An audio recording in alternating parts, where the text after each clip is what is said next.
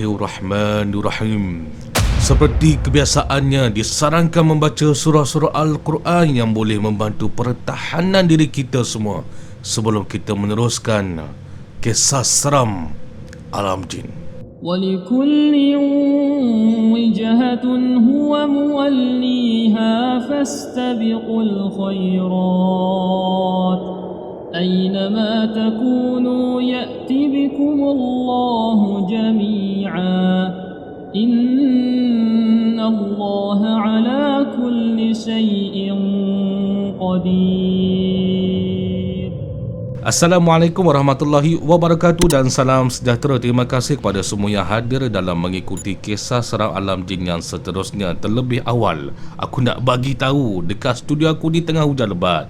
Jadi aku nak memohon maaf sekiranya ada kurang kedengaran ataupun terjejas pada audio yang dirakamkan. Kisah kali ini berlaku di negeri Terengganu. Lokasi dengan lebih tepatnya, maaf aku tak boleh nak dedahkan. Walaupun tuan punya badan bagi green light untuk dedahkan pada kalian semua, tapi aku mengambil langkah berjaga-jaga supaya tak nak berlaku sebarang kecaman di kemudian hari. Aisyah, nama samaran, satu-satunya anak kepada ibu dan ayahnya Haji Ismail. Nama sebenar Haji Ismail, nama sebenar dalam watak kisah ni. Ni saja aku dedahkan. Kenapa aku dedahkan? Ada sebabnya. Biarlah ianya kekal misteri. Tapi apa yang berlaku pada Aisyah ni?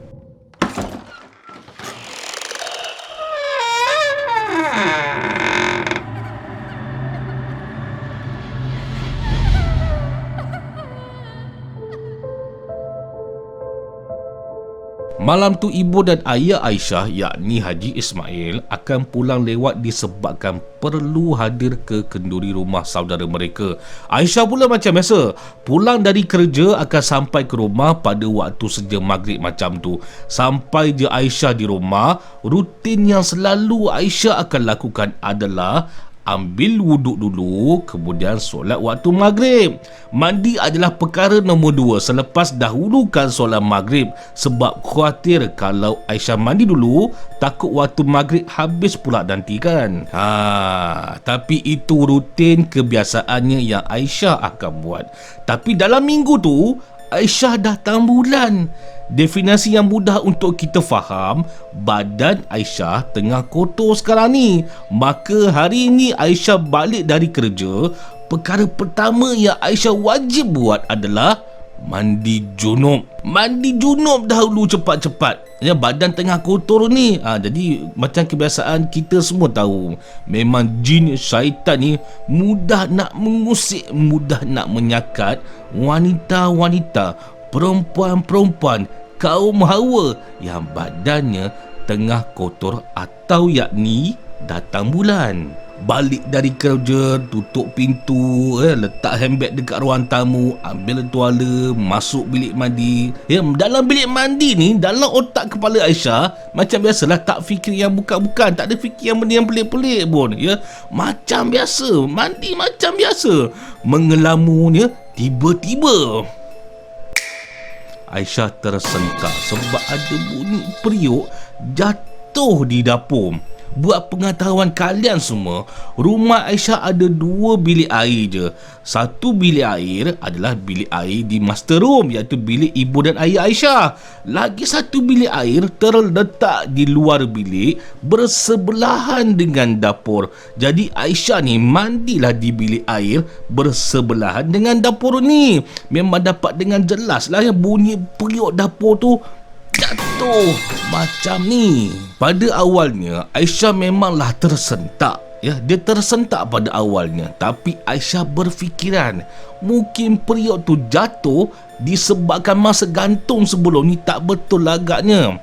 Buat tak tahulah, buat tak indah je lah. Aisyah pun masih lagi mandi macam biasa. Belum lagi berniat untuk mandi junub ni, kemudian ada sesuatu yang betul-betul membuatkan jantung Aisyah ni berdegup, meremang seketika.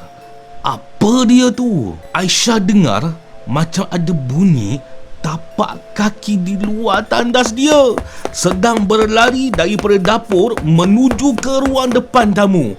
Bunyi tapak kaki tu kuat, seakan-akan macam disengajakan, berlari sambil menghentak-hentak kaki macam tu. Aisyah lepas dengar tu, dia terus diam tau. Tutup air shower pancuk dia tu, diam sambil pasang telinga. Tak lama selepas beberapa saat kemudian, dengar lagi bunyi orang berlari di ruang tamu menuju ke dapur pula. Memang Aisyah dapat dengar bunyi tapak kaki tu dengan jelas walaupun dia dalam bilik air.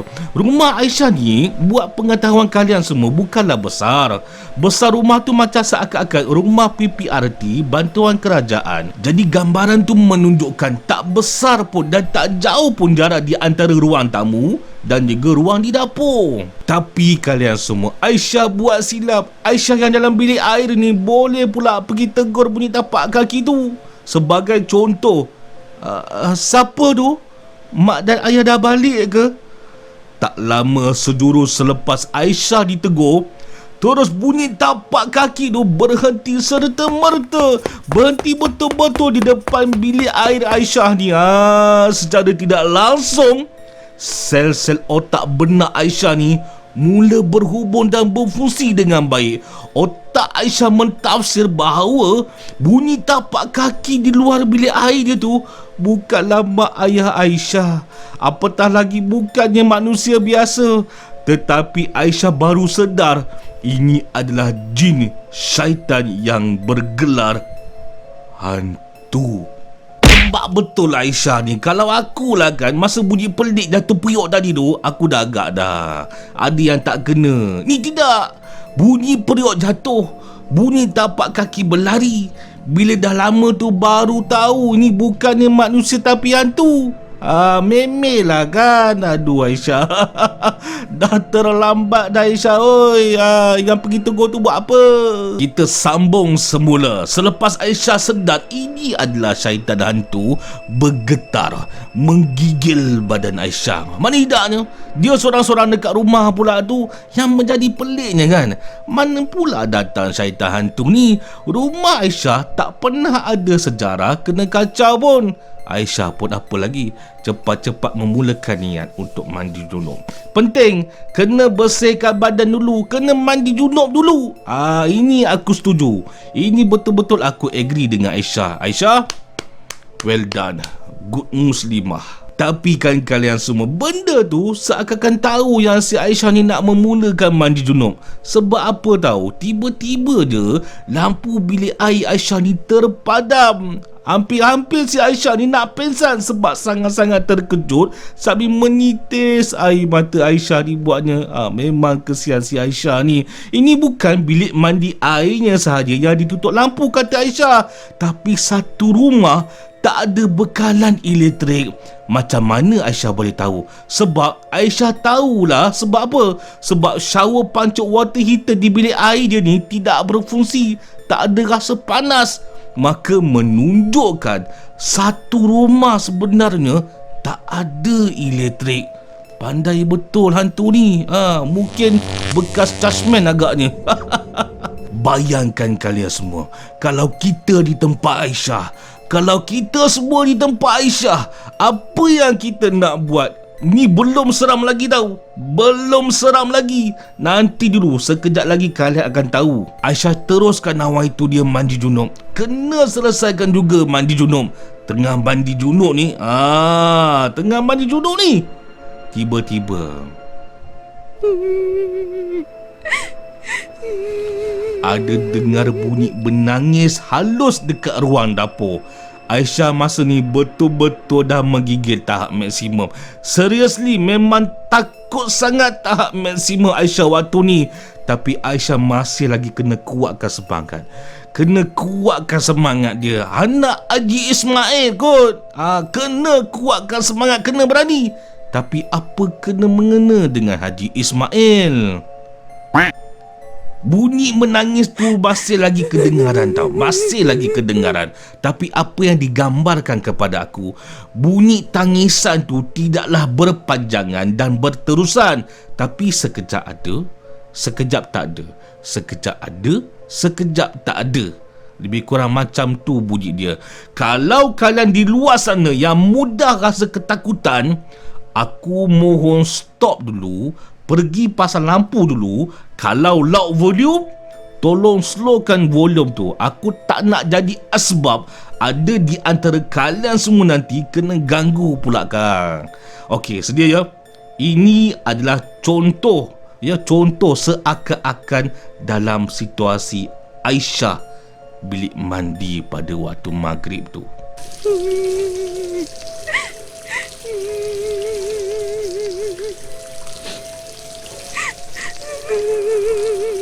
Allahu Akbar.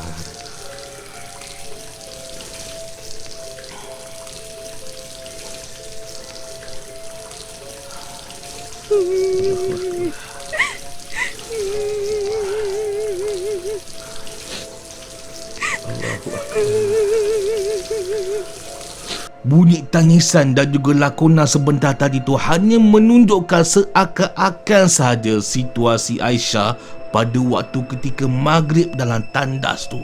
Syukur Alhamdulillah, akhirnya selesai juga Aisyah mandi junub. Tapi kalian semua, gangguan tu masih lagi tak habis ya. Masih lagi ada dengar bunyi menangis, bunyi tangisan di dapur yang betul-betul bersebelahan dengan bilik mandi ayah Aisyah ni. Aisyah ni bila dah lama sangat berada dalam situasi ketakutan, entah macam mana dia terus jadi sedikit berani tau. Gamaknya silap syaitan hantu tu juga.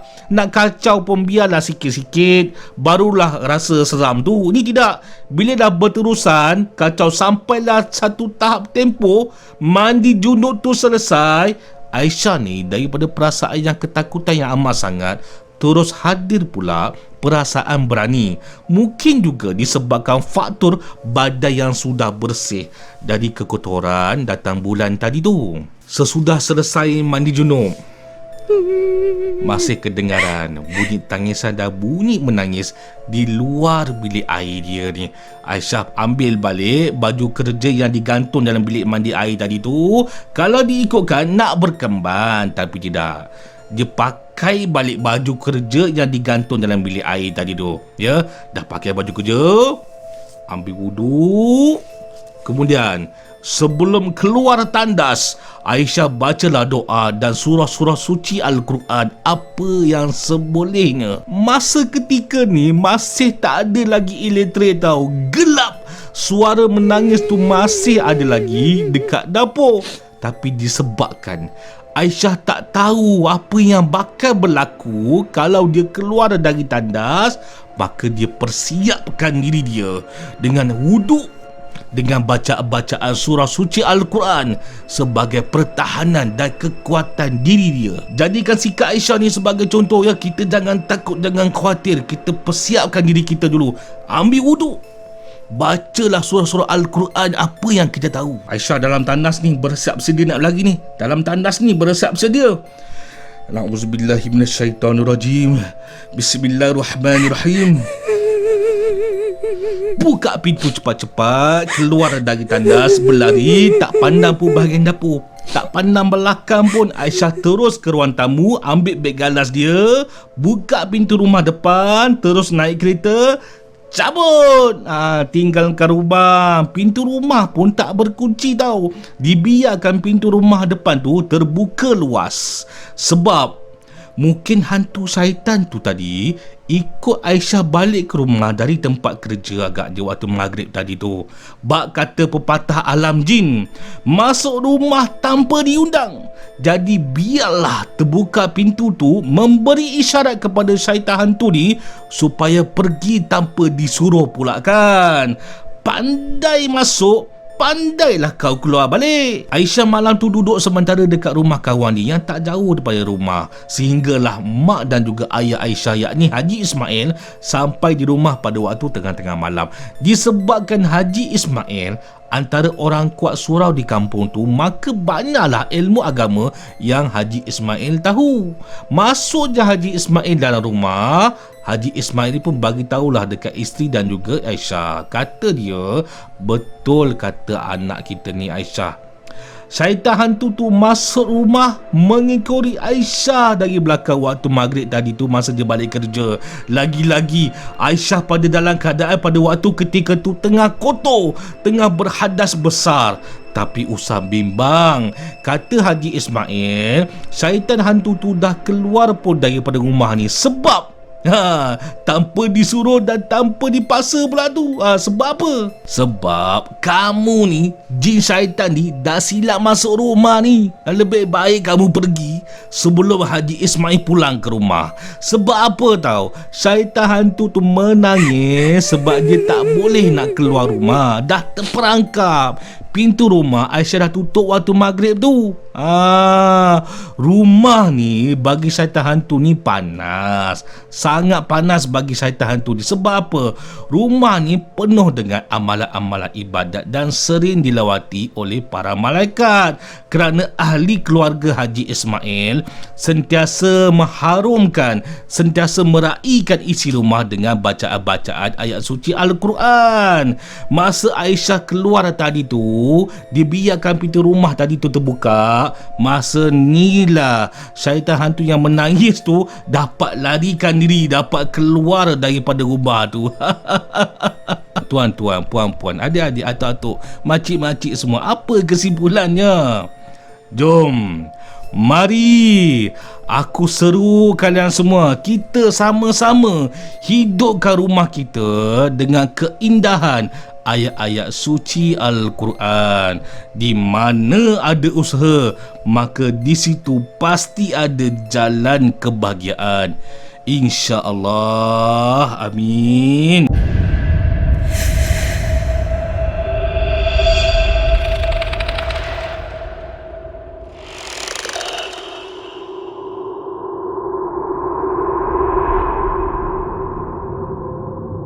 Jangan lupa untuk tekan button subscribe, like on notification dan share supaya menarik lebih ramai lagi tuan-tuan dan umum lalu menjadi sebahagian keluarga Alam Maya Kisah Seram Alam Jin.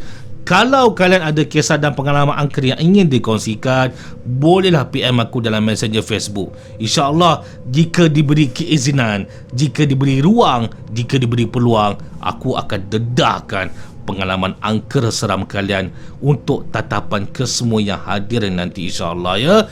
Dengan izin Allah Subhanahu Wa Taala, insyaAllah kita akan berjumpa lagi dalam topik bicara kisah seram alam jin untuk episod yang akan datang. Assalamualaikum warahmatullahi wabarakatuh. Terima kasih banyak-banyak. A'udzu billahi minasy syaithanir rajim. Wa nunazzilu minal Qur'ani ma huwa shifaa'un wa rahmatun lil ولا يزيد الظالمين إلا خسارا.